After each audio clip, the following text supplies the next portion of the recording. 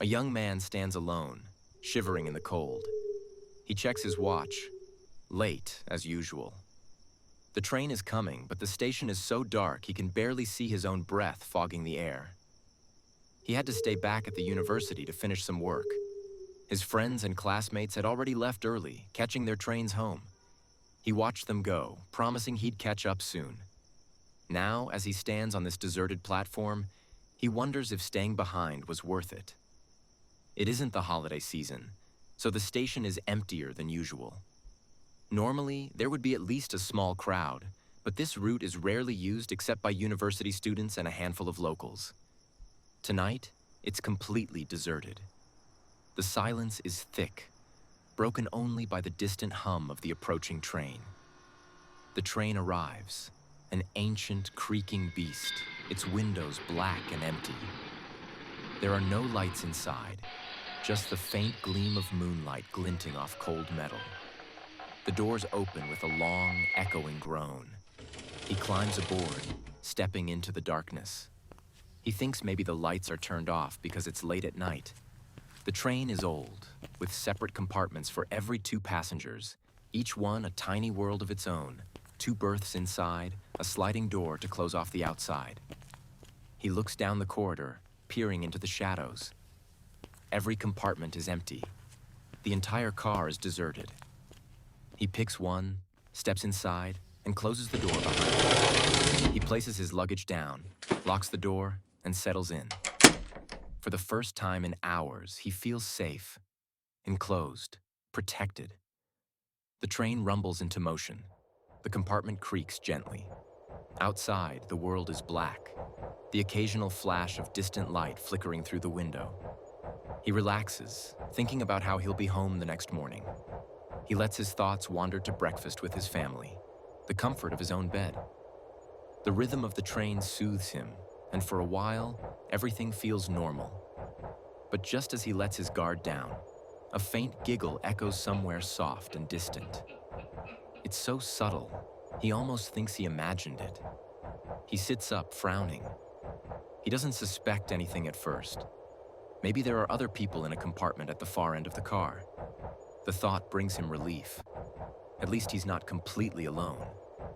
Curious, he slides open his compartment door and looks left and right down the corridor.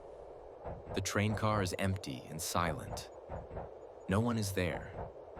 He feels a twinge of suspicion. Maybe someone from another car passed through, he thinks. He closes the compartment door, locks it, and lies down again. He closes his eyes, trying to relax. If he falls asleep quickly, he tells himself, morning will come, and he'll be home. He can leave this strange experience behind. Suddenly, a giggle cuts through the silence. Soft, playful, but unmistakable. It echoes in the corridor outside, sending a jolt through him. His eyes snap open, wide and alert. He sits up, heart pounding. Anxiety grips him, cold and sharp.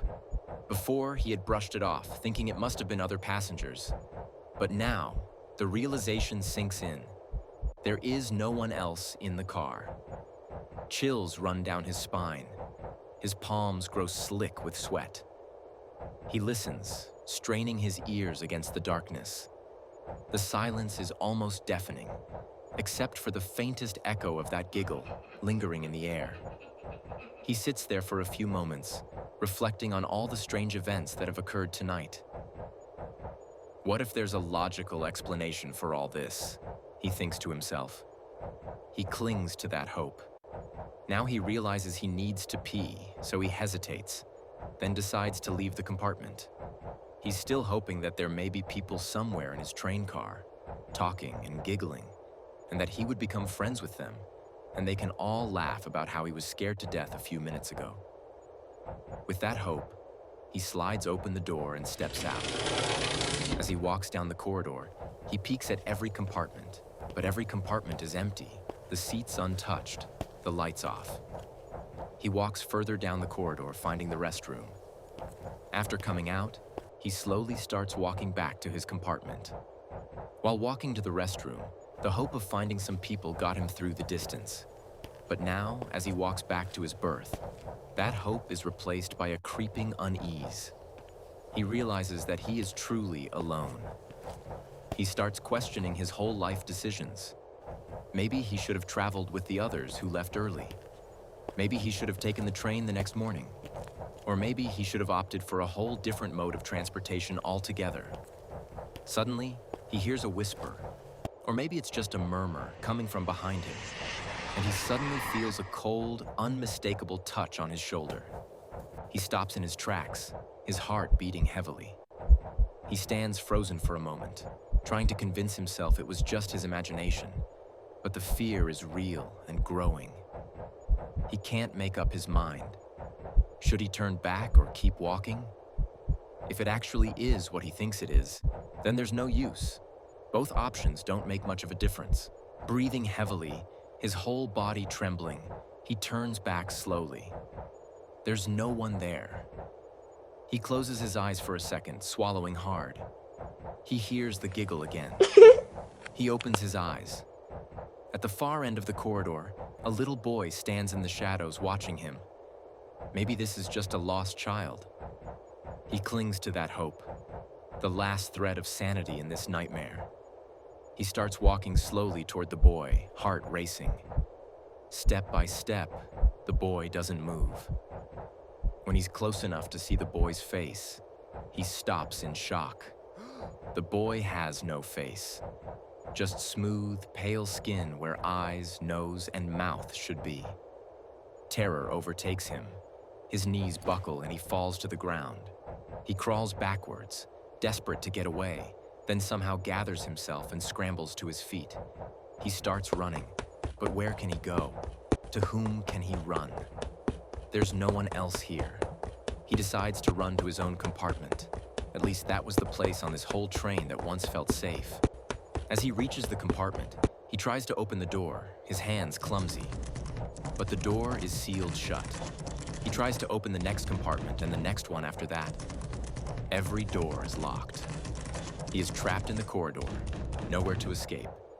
He stands frozen, nowhere left to run.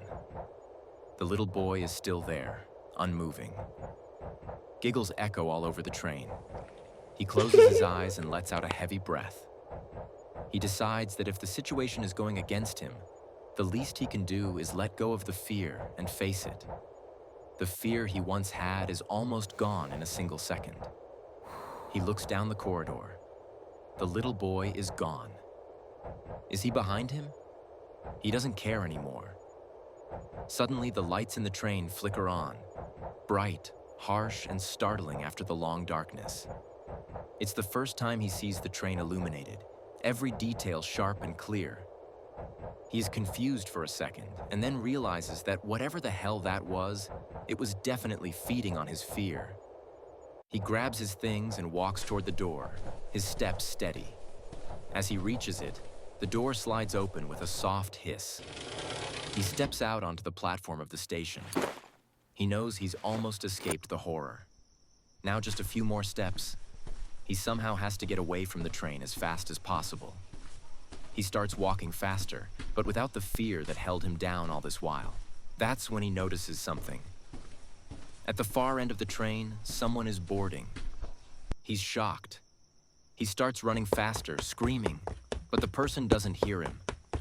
The doors close, the train starts moving, and he watches helplessly as it pulls away.